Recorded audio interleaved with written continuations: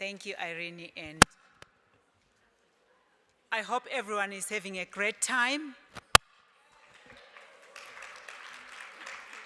Okay. A good afternoon, a good evening. Thank you, Irene, and your team, and the organizers of this beautiful conference, especially the German hosts here today. Thank you.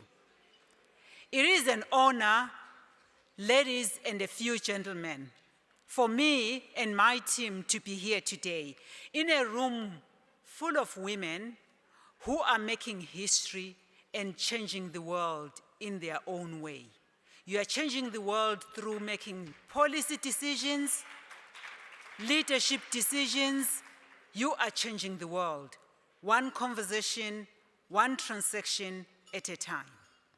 My name is Samukeliso Dube, and I'm joining you today as the Executive Director of an organization called FP2030, but also as a woman, as a doctor, a businesswoman, and a leader shaped by the power of choice. Choices that far too women have today. Choices that are being taken from us every single day. I've been able to pursue my career, complete medical school in Zimbabwe where I was born. I've been able to seize the opportunity to jump to the private sector where I was working at Philips and other organizations and financial institutions, and now lead this global organization for human rights because I had access to contraception. Let that sink. Access to birth control or access to the ability and choice to plan for your family. If and when and how many children and with whom you want to have children. That choice is limited for so many people in the world.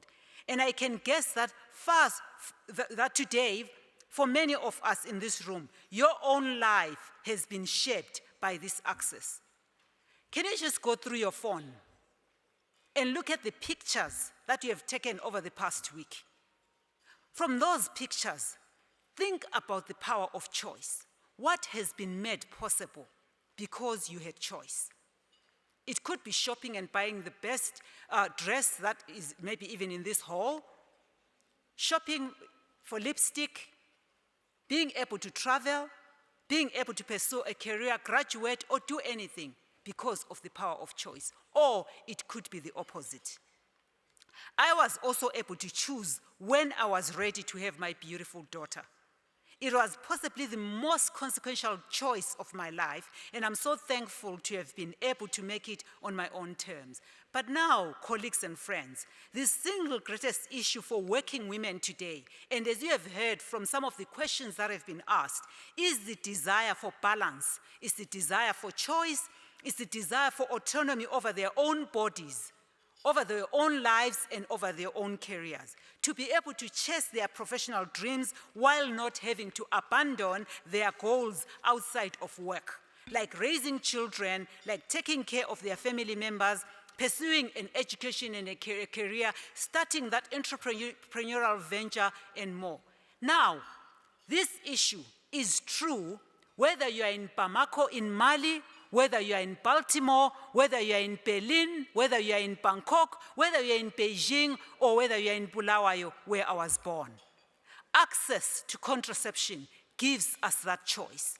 If you are here in this room today, you probably had that choice, and you were able to finish your education and climb the corporate ladder and be the CEO that we saw even in this podium today. And for many of you, you were able to choose when you did want to have children on your own terms. The numbers themselves are staggering, Irene. 259 million women globally say they want to avoid a pregnancy, but they aren't using modern contraception, either because they do not have access or the circumstances of their lives, culturally, from a policy perspective, are not allowing them to do so. That's more than the populations of France, Germany, Italy, and Spain combined, 259 million unmet need for family planning. For an executive accustomed to thinking at scale, this represents an enormous market failure and health crisis simultaneously. And this crisis could be shockingly easy to solve. I am astounded when I see the solutions that are emerging and have emerged from this group today. It's a problem that we can all partner to solve. Expanding and improving services to meet all women's needs for modern contraception in developing countries would cost $11 billion annually, or $1.75 per person per year. And it is a huge market opportunity. A venture firm this year found that in the United States alone, the ghost market for contraception, meaning the amount demanded and not being met, is $25 billion annually. And the impact of this investment would be dramatic. Globally, fully meeting family planning needs would result in 21 million fewer unplanned births per year, 8 million fewer miscarriages, and 46 million fewer abortions. These aren't just random facts and figures. These outcomes at scale mean millions of girls staying at school, millions more women entering and staying in the workforce, and fewer mothers, colleagues, dying from preventable conditions. I will quote Mohamed Fatala, an obstetrician and gynecologist from Egypt, who say, many women die today, not because we don't have the technology or the know-how to prevent these deaths. They die because society is yet to make a decision that their lives are worth saving.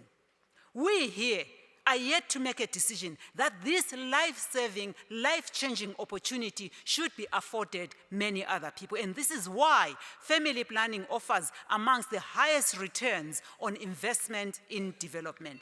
And this is because a well-funded human rights-based family planning program, it can reduce public spending on maternal and child health, increase labor force participation for women, delay first pregnancies, which raises household income over a woman's lifetime, and gives children a strong foundation right from the start.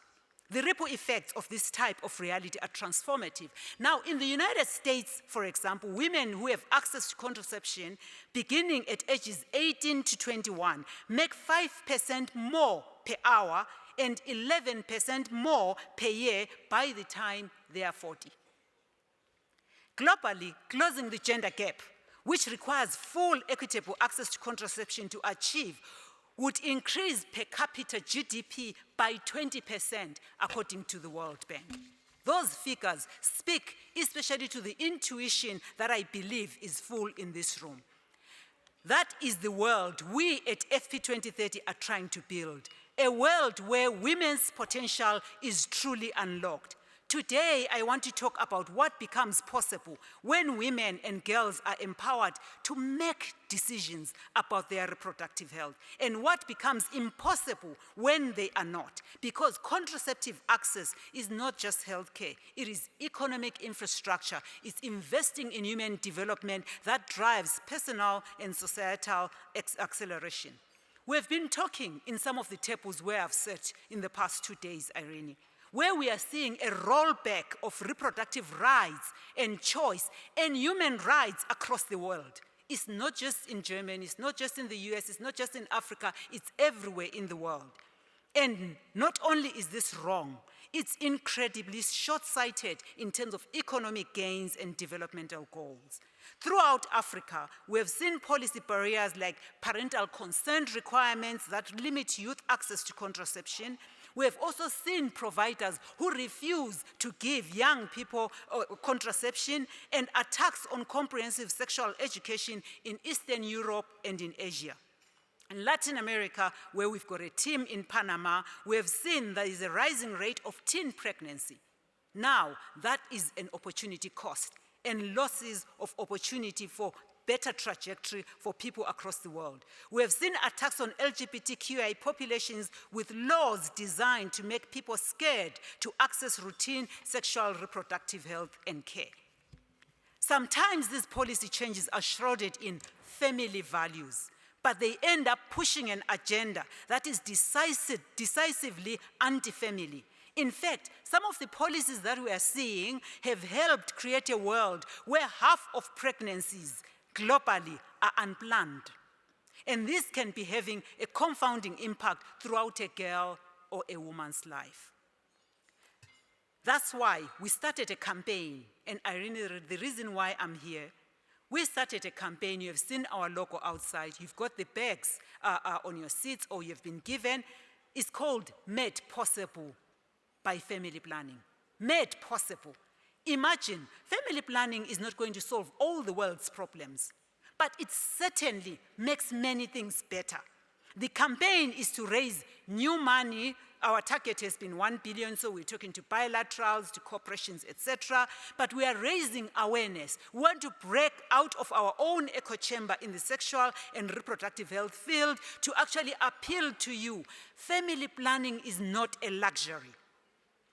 It is a daily requirement for one to make decisions that are formidable about what they want to do with their lives. Small businesses can be started, degrees can be completed, careers could be launched, poverty cycles could be broken, and yet too often it's sidelined as a woman's issue or an optional add-on to country budgets and in health schemes. The campaign that we're talking about, it aims to bring new attention to family planning and better position it where it belongs, not only as a way of preventing or in timing pregnancies, but as a way to transform lives.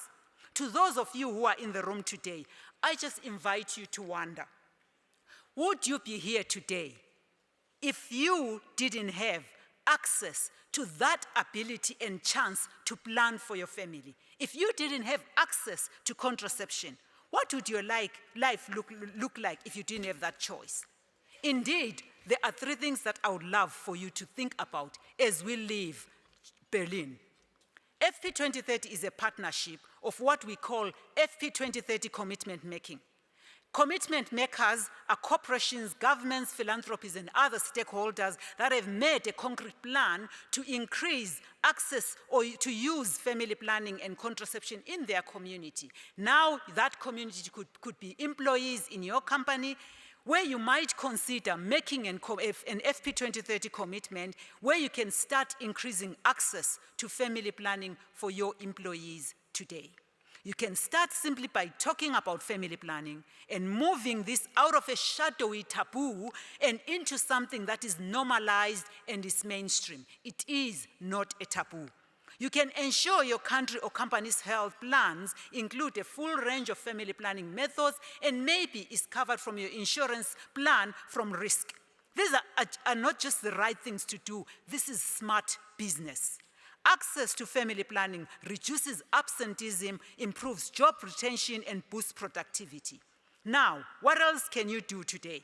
Ensure that you can provide flexible scheduling and parental leave policies that reflect women's reproductive realities. Over and above ensuring sexual and reproductive health coverage in workplace and insurance plans, you can also partner with your local NGOs and governments to expand sexual and reproductive health access in communities where you live. Fund innovation. Support tech-driven solutions for contraceptive access. Today, most women are dying, Irene, from conflict-ridden zones. I believe the innovation that is in this room could help us solve that problem in terms of ensuring women can bounce back better because they have access to reproductive choices. Now, doing these things doesn't just make a more prosperous world and business, it makes for a timely investment that would ensure returns even in your balance sheet. In a time of global instability and increased conflict, gender inequality remains both a cause and a consequence of instability and fragility. In this room are many people with the power to shift systems. You have the power to shift budgets. You have the power to shift and change business models and policies. I'm calling on all of you to act on this incredible opportunity. You don't need to be a doctor or a public health expert to transform lives. At times you should live your power, own your privilege, the power of the pen and the power of decision making. If you care about economic growth, invest in contraceptive access. If you care about workforce participation, invest in reproductive health. If you care about stability, invest in women's and girls' rights to choose. Because economic power, political stability, and global resilience are not only made possible by innovation, capital, or trade, they are made possible by family planning. In a world where people are seeing themselves as having scarce resources, in a world of scarcity in people's minds, people have moved not only from scarcity, but something that is worse than scarcity, which is, I just want my own security. I want my country's security. Women, when they gather together, they've got an expansive mindset. They talk about plenty. They talk about more. For us to grow the size of the pie, we can work together, but we need to invest in women's right to choose if and when and how many and with whom you want to have children. And by the way, Irene, 0 is also a number. Thank you.